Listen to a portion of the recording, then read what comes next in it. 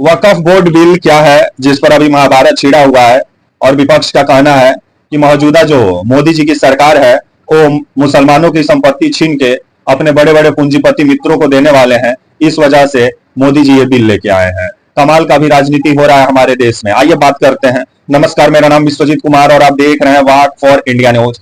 हमारे देश में राजनीति भी हिंदू मुस्लिम के इर्द गिर्द घूमता है, क्योंकि नेता लोग कितना विकास करते हैं और कितना जनता का विकास करते हैं वो तो नेता ही जानते हैं। और नेता सबको भी मालूम है कि हिंदू मुस्लिम करते रहो और सत्ता में बैठ के मलाई खाते रहो और हिंदू मुस्लिम रोड पे यूं ही हैरान और परेशान होकर भटकते रहे, उससे नेताओं को तो कुछ मतलब नहीं है। लेकिन हिंदू मुस्लिम के नाम पे राजनीति करने के लिए भारत के नेता सबसे आगे नजर आते हैं, क्योंकि ये जानते हैं कि यही एक विषय है जिसमें ज्यादा मेहनत नहीं है।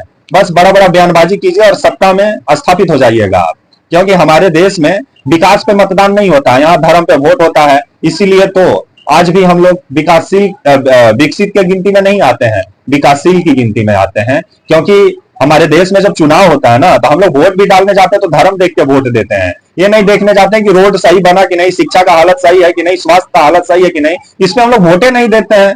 हम लोग देखते हैं कि हाँ भाई, दो चार गो मंदिर वंदिर बनवाएगा कि नहीं, उसी को वोट दिया जाता है। अस्पताल बनवाने वाले को भारत में वोट नहीं मिलता है। इसी का नतीजा है कि आज हमारे देश में युवा हैरान और परेशान होकर रोड पे भटक रहे हैं और हमारे देश के नेता हिंदू मुस्लिम पर राजनीति करने में अभी पूरे तरीके से व्यस्त है। और उसमें बीजेपी सबसे आगे नजर आती है, क्योंकि बीजेपी एक जिस तरह से बिल लेके आई है जिसमें संशोधन करना चाहती है, वक्फ बोर्ड बिल जो है, जिसमें जो मौजूदा जो मोदी सरकार है उसमें संशोधन करना चाहती है, बदलाव करना चाहती है। और मोदी सरकार का कहना है कि वक्फ बोर्ड पर जो है वो माफिया सबका कब्जा हो गया है, जिसको छुड़वाना है और इसको लोकतांत्रिक बनाना है, ताकि इससे जो भी कमाई हो उसका फायदा सभी मुसलमानों को मिले और मुसलमानों का जीवन बेहतर हो। इसलिए ये वक्फ बोर्ड बिल लेके आया गया है। लेकिन विपक्ष का कहना है कि ये जो बिल लेके बीजेपी आई है और जो मोदी जी का सरकार लेके आया है, एनडीए का सरकार, वो मुसलमानों का जमीन हड़पना चाहती है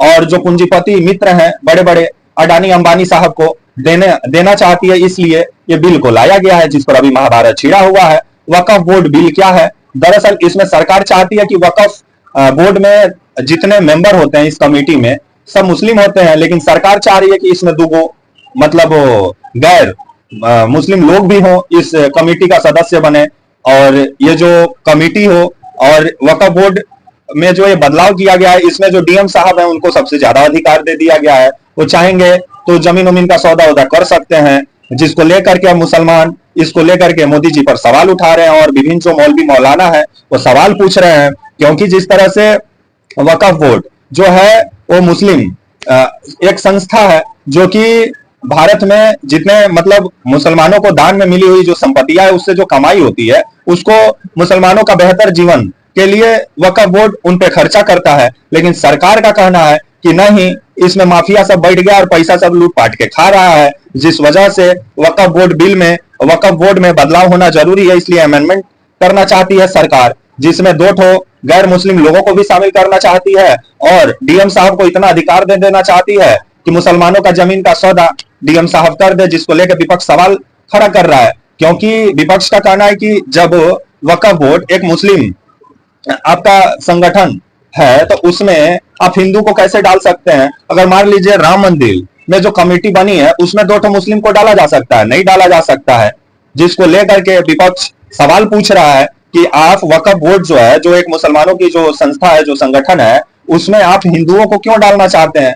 आपका मनसा पे मोदी सरकार का मनसा पे सवाल उठ रहा है कि इसलिए डाला जा रहा है ताकि जमीन का जो सौदा हो वो आसानी से हो जाए और डीएम साहब को उतना अधिकार दे दिया जाए कि डीएम साहब बेच बाच वाला काम शुरू कर दें।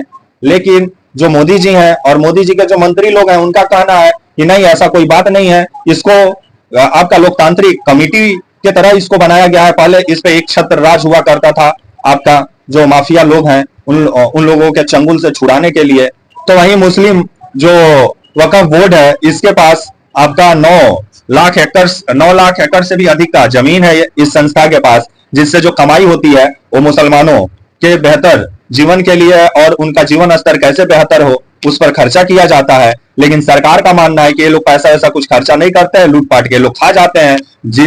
जिस वजह से इसमें अमेंडमेंट करना जरूरी है। इसमें 2 गैर मुस्लिम लोगों को भी शामिल करना जरूरी है। डीएम साहब को ज्यादा अधिकार देना जरूरी है, जिसको लेकर के विपक्ष अब मौजूदा एनडीए का जो सरकार है और मोदी जी का मंशा को लेकर सवाल उठाया जा रहा है कि कहीं आने वाले समय में अडानी अंबानी के नाम मुसलमानों का तो संपत्ति नहीं होगा, जिसको लेकर के अब विपक्ष मोदी सरकार को घेर रहा है। तो वहीं अभी ये जो आपका मुस्लिम वक्फ बोर्ड जो अमेंडमेंट बिल जो है, इसको अभी ज्वाइंट कमेटी के पास भेज दिया गया है। तो आने वाले समय में अभी इस पे राजनीति गरमाने वाला है और संसद में भी संग्राम देखने को मिल रहा है। तो देखा जाए कि कब तक इस पे राजनीति होता है और मुसलमान और हिंदुओं का जीवन ये लोग कब बेहतर करते हैं कि मुसलमान और हिंदू पर ये लोग राजनीति करेंगे। अपने तो ये लोग लुटियन दिल्ली में बैठ के मलाई खाते हैं, लेकिन कभी कोई हिंदू के घर में जाके, कभी कोई मुस्लिम के घर में जाके देखें कि अभी के समय में खाने के लाले पड़े हुए हैं। लेकिन हमारे देश में हिंदू मुस्लिम की राजनीति मस्त चल रही है, क्योंकि नेताओं का यही एक फसल है जिसको एकदम पसंद से काटते हैं, क्योंकि उनको मालूम है ये फसल कभी खत्म नहीं हो सकती है और इसी फसल के सहारे पार्लियामेंट में अच्छा से बैठा जा सकता है। तब तक के लिए आप मुझे इजाजत दीजिए और आप हमारे channel walk for India news को प्लीज लाइक और सब्सक्राइब और शेयर और बेल आइकन और ज्वाइन का बटन दबाना ना भूलें। चैनल के लिए कुछ डोनेट करना चाहते हैं तो प्लीज चैनल के लिए कुछ डोनेट करें, अगर आप स्वतंत्र पत्रकारिता के सपोर्टर हैं। तब तक के लिए नमस्कार, जय हिंद, वंदे मातरम।